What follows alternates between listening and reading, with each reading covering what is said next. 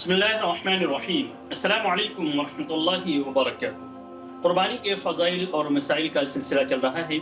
आज की वीडियो में आप ये जानेंगे कि कुर्बानी किन लोगों पर करना वाजिब है, यानी किन लोगों के लिए ज़रूरी है कुर्बानी करना और किन लोगों के ऊपर वाजिब नहीं है। इसकी तफसीलात आपके सामने पेश की जाएंगी। कुर्बानी और ज़कात के अंदर एक लफ्ज़ इस्तेमाल किया जाता है, साहिबे निसाब। आप हज़रत ने भी सुना होगा। साहिबे निसाब का मतलब ये होता है कि जो शख्स भी ज़कात के या जिसके ऊपर कुर्बानी करना वाजिब हो जाता है, तो उसकी मिक़दार, उसके मुतय्यन मिक़दार जो है उतनी माली हैसियत रखता हो, तो वो इंसान साहिबे निसाब कहलाता है। ज़कात और कुर्बानी का निसाब दोनों का बराबर है, और इसके जो भी निसाब है इसकी तफसीलात मैं अभी बता रहा हूँ आपको। दोनों के निसाब बिल्कुल बराबर हैं। जो कुर्बानी का है वही ज़कात का भी है, लेकिन दोनों में थोड़ा सा फ़र्क है।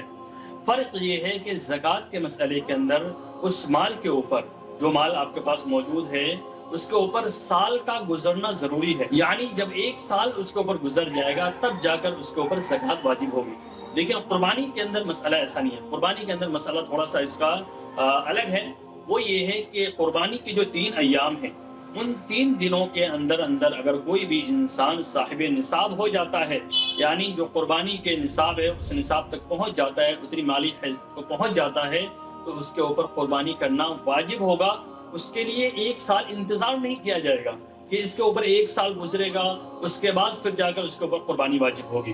तो ये बात आप बिल्कुल वाज़ेह तरीके से समझ लें कि कुर्बानी और ज़कात के मसले के अंदर निसाब दोनों का बराबर है, लेकिन फ़र्क ये है कि ज़कात के अंदर साल गुजरना ज़रूरी है और कुर्बानी के अंदर साल का गुजरना ज़रूरी नहीं है। कुर्बानी के 3 दिनों के अंदर अंदर अगर वो इंसान साहिब निसाब हो जाता है, इतनी माली हैसियत उसके पास आ जाती है, तो उस शख्स के ऊपर कुर्बानी करना वाजिब हो जाएगा। वो माली हैसियत क्या है और साहिब निसाब कौन लोग होते हैं, उसके अंदर 5 चीज़ों को शुमार किया जाता है, 5 चीज़ों को गिना जाता है। सबसे पहली चीज़ सोना, चांदी, और इसी तरीके से कैश रकम और माल तिजारत और घर का जायद सामान। ये 5 चीज़ें इसके अंदर शुमार की जाती हैं।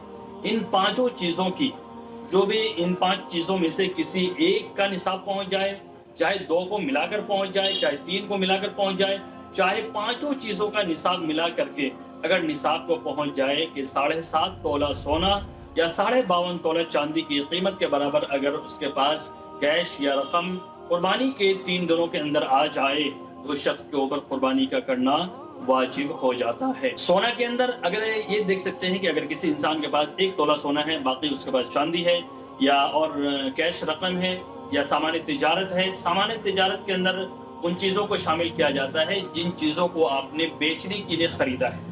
मिसाल के तौर पर किसी इंसान के पास अगर 4 मकान है, एक मकान के अंदर वो खुद रहता है, 3 मकान जो उसने ले रखा है वो बेचने के लिए उसने खरीदा हुआ है कि कोई अगर मुनासिब ग्राहक उसको मिलेगा तो उसको वो बेच देगा। तो ये माल तिजारत, इसके ऊपर कुर्बानी के निसाब के अंदर इसको भी शामिल किया जाएगा, ज़कात के निसाब के अंदर इसको भी शामिल किया जाएगा। लेकिन अगर 2-3 घर हैं और वो सब घरों के अंदर वो इंसान खुद रहता है, वो बेचने के लिए उसने नहीं खरीदा है, तो उस सूरत में उसके ऊपर कुर्बानी वाजिब नहीं होगी। उस सूरत में ज़कात के अंदर भी उसका शुमार नहीं किया जाएगा। इसी तरीके से घर का जो जायद सामान है उसके अंदर ये है, मिसाल के तौर पर अगर किसी इंसान के पास 2-3 गाड़ियां हैं और वो 2-3 गाड़ियां उसके इस्तेमाल में है, इस्तेमाल वो करता रहता है, आज वो गाड़ी इस्तेमाल की, कल वो की, परसों वो की, या घर के अंदर इतने मेंबर्स हैं कि डेली ही वो गाड़ियां इस्तेमाल होती हैं, उस सूरत में उन गाड़ियों को उसके अंदर शुमार नहीं किया जाएगा। लेकिन अगर कोई इंसान ऐसा है, मिसाल के तौर पर उसके पास 10 गाड़ियां हैं, 2-3 गाड़ियां ऐसी हैं जो सालों साल इस्तेमाल ही नहीं होती है, वो अलग ही पड़ी हुई है, तो उस सूरत में ये एक तरीके से घर का जायद सामान माना जाएगा। इसी तरीके से अगर किसी इंसान के पास और भी घर का कोई सामान है जो इस्तेमाल नहीं होता है, सालों साल वो ऐसे ही रखा रहता है, तो वो जायद सामान की जो कीमत है वो निसाब के अंदर शामिल की जाएगी। इसी तरीके से जो कैश रकम किसी इंसान के पास है, तो कैश रकम के अंदर ये देखा जाएगा कि उसके ऊपर जो कर्ज है या घर के जो ज़रूरी अखराजात हैं उसके अलावा वो पैसे हों। घर के ज़रूरी अखराज जैसे मिसाल के तौर पर राशन का सामान है या घर की जो भी ज़रूरियात की चीज़ है, उन तमाम अगर ऐसा हो जाए किसी इंसान के पास कि इतने ही पैसे हैं कि कुर्बानी का जानवर ले आया, अब उसके घर के जो अखराजात है वही पूरे नहीं हो रहे, घर के अखराजात के अंदर दिक्कत हो रही है, तो उस सूरत में उसके ऊपर वाजिब नहीं होगा। घर के अखराजात के अलावा अगर देखा जाएगा कि उसके पास कैश रकम है और इसी तरीके से जो कर्ज के पैसे उसके ऊपर है, मिसाल के तौर पर वो इंसान कर्जदार भी है, तो कर्ज के पैसे उससे अलग कर दिए जाएंगे। اگر اس کے پاس مثال کے طور پہ 1 لاکھ روپے ہیں اور 50,000 اس کے اوپر قرض ہے، تو 50,000 قرض کا مائنس کر کے اس کے بعد پھر اس کے نصاب کا اندازہ لگایا جائے گا. اس کے بعد دیکھا جائے گا کہ وہ نصاب کا مالک رہتا ہے یا نہیں رہتا ہے.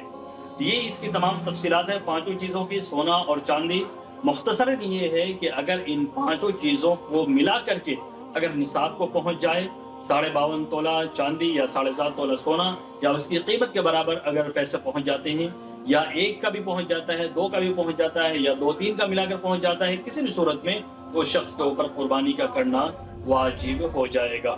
امید ہے آج کی ان تمام تفصیلات سے آپ کو یہ سمجھ میں آ گیا ہوگا، اور اگر آپ کو یہ اندازہ لگانا ہوگا کہ کس شخص کے اوپر قربانی واجب ہے، کس کے اوپر واجب نہیں ہے، ان تمام تفصیلات کو آپ ذہن میں رکھ کر اس کے بعد اندازہ لگا سکتے ہیں اور اس کا حساب لگا سکتے ہیں کہ اس کے اوپر قربانی واجب ہے یا نہیں ہے. آپ سبھی حضرات سے گزارش یہ ہے کہ آپ اس ویڈیو کو زیادہ سے زیادہ شیئر بھی کریں اپنے دوستوں کے پاس، تاکہ تمام حضرات کو ان مسائل کے بارے میں، ان تمام تفصیلات کے بارے میں معلومات حاصل ہو سکے.